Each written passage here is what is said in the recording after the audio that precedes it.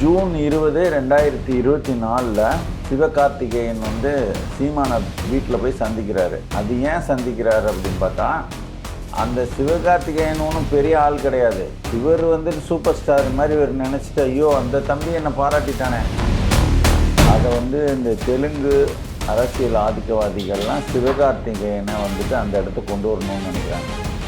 அவரை வந்து வீணாக வந்து ப்ரொமோட் பண்ணுறாங்க. விஜயகாந்த் இல்லைன்னா 2 விஜயகாந்தை உருவாக்கிடுவாங்க, சரிங்களா? அந்த விஜயகாந்த் ரெண்டாவது ஒரு 2 விஜயகாந்தும் சேர்ந்து அடுத்த அரசியலுக்கு வருவாங்க, சரிங்களா? மொத்தத்தில் எங்கேயுமே விட்டுறக்கூடாது தமிழர்களை, அதுதான் அவங்களோட குறிக்கோள்.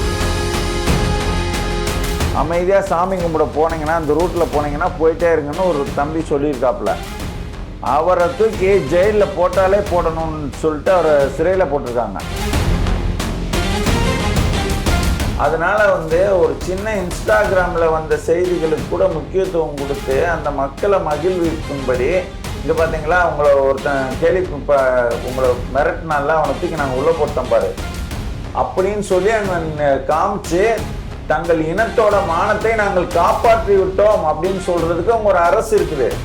ஆனால் இங்கே தெலுங்கர் கையில் ஆட்சியை கொடுத்துக்கிட்டு நீங்கள் வந்து இந்த தெலுங்கர் ஆள்கிறதுனால தான் தமிழர்களோட மானம் தமிழ்நாட்டிலே போகுதுன்ற வருத்தமும் வேதனையும் துளி கூட இல்லாமல் அவர்களை பங்காளின்னு சொல்லிக்கிட்டு இந்த மாதிரி வந்து படங்களுக்கெல்லாம் போயிட்டு வந்து ரிவ்யூ கொடுத்துக்கிட்டு இப்படி நீங்கள் செயல்படுறீங்களே.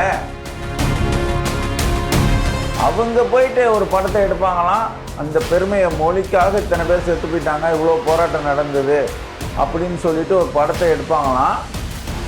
அதை வந்துட்டு இவர் போய் பாராட்டு வரான். அதுவும் வந்து அவர் தமிழ் வாழ்கன்னு சொல்லும்போது வந்துட்டு நானே சொன்ன மாதிரி இருந்துச்சு. யாரோ ஒருத்தரை இந்த விஜய் எதிர்க்கணுன்றதுக்காக இவர் கூட இந்த சிவகார்த்திகேயன் என்ற ஒரு தெலுங்கு ஆதிக்கவாதி கூட நான் நிற்கிற மாதிரி காட்டிக்கிறதுன்றது வரலாறு வேற, அது கிடையாதுங்க. இது வந்து படம், அந்த உணர்வை மட்டும் எடுத்துட்டு அவங்க படமா திரைக்கதை அமைச்சிருக்காங்கன்னு தான் சொல்றாரு. வரலாறையே திரைப்படமாக்கியிருக்காங்கன்னு அவரே சொல்லலை. ஆனால் வந்து அந்த படமே சரியில்லைன்னு வந்து இழுத்து மூடிட்டு ஓடுற பொட்டி சட்டியை கட்டிட்டு ஓட வேண்டிய படத்துக்கு இவர் போய் நின்று அது நல்ல படம், சூப்பரு, ஆஹா ஹோஹோன்றாரு. அவ்வளோதான். அதனால் இதை நான் வந்து வன்மையாக கண்டிக்கிறேன் சீமானை.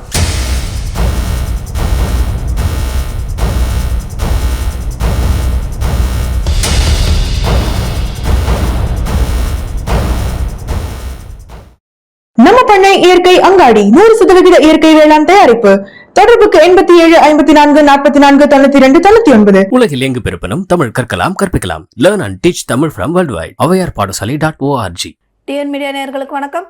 இன்று நம்மோடு தமிழர் முன்னேற்ற கழக பொதுச் செயலாளர் திரு அதியமான் அவர்கள் இணைந்துள்ளார். அவரோடு பேசும். வணக்கம் ஐயா. வணக்கம். வணக்கம். நாம் தமிழர் கட்சியுடைய தலைவர் சீமான் அவர்கள் வந்து பராசக்தி படத்தை பார்த்துட்டு கடைசியில் வந்து சிவகார்த்திகேயன் அவர்கள் வந்து தமிழ் வாழ்க அப்படின்னு ஒரு வசனத்தை சொல்கிறாரு. அதை பார்க்கும்போது நான் சொல்கிற மாதிரியே இருக்குது அப்படின்ற மாதிரி அவர் ஒரு வார்த்தை சொல்லியிருக்காங்க. இவர் எப்போ வந்து விஜயை வந்து எதிர்க்கணும்னு முடிவு பண்ணாரோ, அதை வந்து இந்த தெலுங்கு அரசியல் ஆதிக்கவாதிகள்லாம் சிவகார்த்திகேயனை வந்துட்டு அந்த இடத்துக்கு கொண்டு வரணும்னு நினைக்கிறாங்க. அவரை வந்து வீணாக வந்து ப்ரொமோட் பண்ணுறாங்க, சரிங்களா? அவங்க வந்து எப்பயுமே வந்து ஒருத்தர் அந்த இடத்துக்கு போனோன்னா ஒருத்தர் வீழ்கிறாருன்னா விஜயகாந்த் இல்லைன்னா 2 விஜயகாந்தை உருவாக்கிடுவாங்க, சரிங்களா? அந்த விஜயகாந்த் ரெண்டாவது ஒரு 2 விஜயகாந்தும் சேர்ந்து அடுத்த அரசியலுக்கு வருவாங்க, சரிங்களா? மொத்தத்தில் எங்கேயுமே விட்டுறக்கூடாது தமிழர்களை, அதுதான் அவங்களோட குறிக்கோள். இதை பற்றியெல்லாம் சீமானுக்கு வந்து தெரியுமா தெரியாதான்றதில்ல, அவருக்கு அக்கறை இல்லை.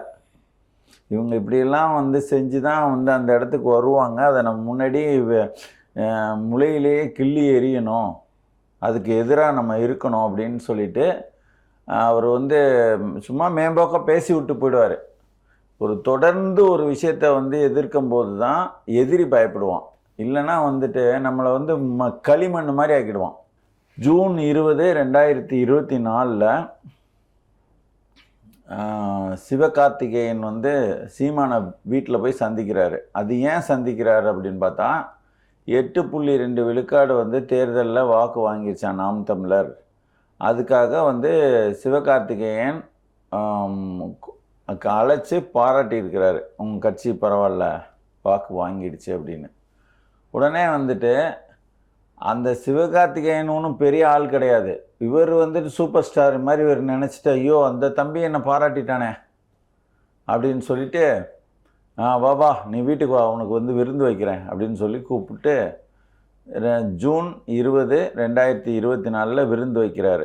சரிங்களா? அப்படி விருந்து வைக்கும்போது அப்பயே பேசியிருப்பாங்க, இந்த மாதிரி ஒரு படம் நடிச்சிட்டு இருக்கேன், நடிக்க போகிறேன், சரியா, இந்த மாதிரி ஒரு தெலுங்கு கம்பெனி தான் எடுக்குது அப்படின்ற விஷயமெல்லாம் அன்றைக்கே ஓடி இருக்கும். சரிங்களா? ஆனால் இந்த ஓராண்டில் மிகப்பெரிய தெலுங்கு ஆதிக்கக்கு எதிராக வந்து தமிழர்களும் சரி, தமிழ் தேசியவாதிகளும் எல்லாருமே வந்து ஒரு மிகப்பெரிய வெறுப்பில் இருக்கிறாங்க. ஏன்னா எங்கே பார்த்தாலும் அடையாள நிறுவல்கள், கருணாநிதி பேரில் பேருந்து நிலையங்கள், ஈவேரா பேர், திராவிட மாடல், திராவிட பொங்கல், 8 அமைச்சர்கள், அடுத்து வந்து அந்த குகேஷ்க்கு வந்து 5 கோடி, நம்ம இந்த பொண்ணு கார்த்திகாவுக்கு வந்து வெறும் 25 லட்சம், அந்த குகேஷ்ன்ற ஒரு தெலுங்கு பையனுக்கு வந்து 5 கோடி கொடுத்தது, இந்த பொண்ணு வந்து கார்த்திகாவுக்கு வந்து 25 லட்சம் கொடுத்தது, இப்படி வந்து கபடி போட்டியில் ஜெயிச்சது, இப்படி வந்து பல்வேறு தெலுங்கு ஆதிக்க வேலைகளை வந்து கண்டு உணர்ந்து கொதிச்சு போய் இந்த தெலுங்கு ஆதிக்கம் வந்து இவ்வளோ சேட்டைகள் செய்யுது அப்படின்னு சொல்லிட்டு நாம் தமிழர் கட்சி தம்பிகளும் தமிழ் தேசியவாதிகளும் இந்த படத்தை ஓட விடக்கூடாது, யார் வந்து தமிழ் மொழியவே வந்து அழிச்சிட்டு அவங்க போயிட்டு ஒரு படத்தை எடுப்பாங்களாம், அந்த பெருமையை மொழிக்காக இத்தனை பேர் செத்து போயிட்டாங்க, இவ்வளோ போராட்டம் நடந்தது அப்படின்னு சொல்லிட்டு ஒரு படத்தை எடுப்பாங்களாம். இப்போ அதை வந்துட்டு இவர் போய் பாராட்டு வரான். அதுவும் வந்து அவர் தமிழ் வாழ்கன்னு சொல்லும்போது வந்துட்டு நானே சொன்ன மாதிரி இருந்துச்சு. அதாவது இது எல்லாமே வந்து பார்த்திங்கன்னா ஒரு தெளிவான ஒரு பயணம் இல்லாதது தான் நான் பார்க்குறேன். யாரோ ஒருத்தரை இந்த விஜய் எதிர்க்கணுன்றதுக்காக இவர் கூட இந்த சிவகார்த்திகேயன் என்ற ஒரு தெலுங்கு ஆதிக்கவாதி கூட நான் நிற்கிற மாதிரி காட்டிக்கிறதுன்றது தவறானது. மொத்த தெலுங்கு குரூப்பும் வந்துட்டு அடுத்து வந்து பொதுவாக சமூக வலைதளங்களில் இந்த படத்துக்கு எதிராக மிகப்பெரிய பரப்புரை நடந்துச்சு, இந்த படத்தை யாரும் பார்க்காதீங்கன்னு. ஆனால் அந்த பரப்புரையை வந்து நடந்ததை இந்த சீமான் பார்க்கல போல இருக்கு. ஆனால் வந்து அந்த படமே சரியில்லைன்னு வந்து இழுத்து மூடிட்டு ஓடுற பொட்டி சட்டியை கட்டிட்டு ஓட வேண்டிய படத்துக்கு இவர் போய் நின்று அது நல்ல படம், சூப்பரு, ஹாஹா ஹோஹோன்றாரு. அவ்வளோதான். அதனால் இதை நான் வந்து வன்மையாக கண்டிக்கிறேன் சீமானை. இல்லை நீங்கள் அவர் வந்து வரலாறு வேற, அது கிடையாது. இது வந்து படம், அந்த உணர்வை மட்டும் எடுத்துகிட்டு அவங்க படமாக திரைக்கதை அமைச்சிருக்காங்கன்னு தான் சொல்கிறாரு. வரலாறையே திரைப்படமாக்கியிருக்காங்கன்னு அவர் சொல்லலை. இல்லை, அவர் எதை வேணால் சொல்லட்டுங்க, நாங்கள் வந்து இதுக்கு மேலே அதை பற்றி பேசுகிறதே வீண். அதாவது எங்களோட கவலை வேறு, அவர் சின்ன பிள்ளை விளையாட்டு பிள்ளை மாதிரி பண்ணிக்கிட்டு இருக்காரு அரசியலை. அதுபடி ஒரு படி மேலே போய் அந்த ஜல்லிக்கட்டோட அந்த மாடு வெளியேறி வர்ற வாடி வாசல் முன்னாடி இந்த தெலுங்கு ஆதிக்கவாதிகளோட படம், ஸ்டாலினோட படம், உதயநிதியோட படம், நீங்கள் வந்து வாடி வாசல்லேருந்து மாடு கிளம்பி வரும்போது இவங்களை பார்த்துட்டு தான் அந்த மாடை பார்க்க முடியும். இவ்வளோ அராஜக செயல்களை இங்கே செஞ்சிட்ருக்காங்க, கேவலமாக இருக்குது. எங்கே போனாலும் வந்து கருணாநிதி பேரில் வந்து எல்லாத்தையும் ஆரம்பிச்சுட்டு வச்சிட்ருக்காங்க. இப்படி இருக்கும்போது இந்த தெலுங்கு ஒரு சாதிவாரி கணக்கெடுப்பு நடத்த மாட்டேன்றாங்க. எல்லா வேலையும் வந்து நடந்துட்டு இருக்குந்தா பக்கத்தில் இந்த இன்னைக்கு நேற்றுக்கு ஒரு பிரச்சனை, அந்த கர்நாடகாவில் வந்து இந்த ஐயப்ப பக்தர்கள் இங்கே வந்தவங்க என்ன பண்ணியிருக்காங்கன்னா வந்து ஒரு பெரிய கொடியை கட்டிட்டு வர்றாங்க, இந்த சிகப்பு மஞ்சளில் கொடியை கட்டிட்டு வந்து அங்கே போய் இன்ஸ்டாகிராமில் போடுறானா, நான் தமிழ்நாட்டுக்குள்ளே இப்படி பண்ணோம் அப்படி பண்ணோம் ஹேன்னு கத்திட்டு போனோம், தமிழர்களே திட்டுனோம், ஆனால் வந்து அவங்கள தமிழ்நாட்டில் அவங்களால ஒன்றும் செய்ய முடியலை, பொட்ட பசங்கன்ற லெவலில் போய் அவன் போய் அங்கே போய் இன்ஸ்டாகிராமில் போடுறான். இதெல்லாம் பார்த்துட்டு ஒருத்தன் வந்து என்ன பண்ணுறான், டேய் இந்த கொடியெல்லாம் கட்டிட்டு வர வேலையை வச்சுக்கிடாதீங்க, அமைதியாக சாமி கும்பிட போனீங்கன்னா இந்த ரூட்டில் போனீங்கன்னா போயிட்டே இருங்கன்னு ஒரு தம்பி சொல்லியிருக்காப்புல. அவரை தூக்கி ஜெயிலில் போட்டாலே போடணும்னு சொல்லிட்டு அவரை சிறையில் போட்டிருக்காங்க.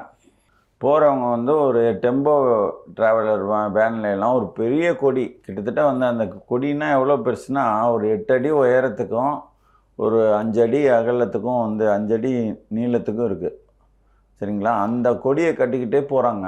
போயிட்டு இங்கே வந்து நாங்கள் தமிழ்நாட்டு வழியாக போகிறோம், என்ன இங்கே தமிழர்கள்லாம் திட்டிக்கிட்டே போனோம், அவனுக்கு ஒன்றுமே கேட்கல அப்படின்ற மாதிரி கண்டபடி வந்துட்டு, அதே மாதிரி வந்துட்டு ஒரு ஈரோடு வழியாக போகும்போது வந்து தமிழர்களை இழிவுபடுத்தி பேசுனதை ஒரு பையன் கேட்டிருக்கான். ஈரோட்டில் சிலம்பரசன்னு.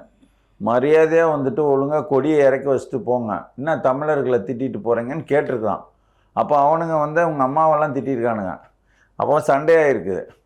அப்போ கொடியை இறக்கி வைக்கணும். இந்த பிரச்சனையில் வந்துட்டு இதை போய் அங்கே இன்ஸ்டாகிராமில் எல்லாம் போட்டு எங்களை அடிக்க வந்தாங்க போனாங்கன்னு சொல்லிட்டு பெரிய பிரச்சனை பண்ணி அது அங்கே உள்ள கர்நாடக டிஐஜி சம்மந்தப்பட்டு சிலம்பரசனை இங்கே அரெஸ்ட் பண்ணுறாங்க.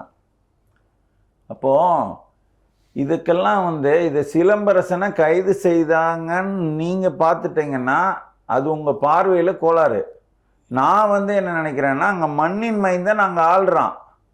அதனால் வந்து ஒரு சின்ன இன்ஸ்டாகிராமில் வந்த செய்திகளுக்கு கூட முக்கியத்துவம் கொடுத்து அந்த மக்களை மகிழ்விக்கும்படி, இங்கே பார்த்தீங்களா உங்களை ஒருத்தன் கேலி இப்போ உங்களை மிரட்டினால அவனை தூக்கி நாங்கள் உள்ளே போட்டோம் பாரு அப்படின்னு சொல்லி அங்கே காமிச்சு தங்கள் இனத்தோட மானத்தை நாங்கள் காப்பாற்றி விட்டோம் அப்படின்னு சொல்கிறதுக்கு அவங்க ஒரு அரசு இருக்குது.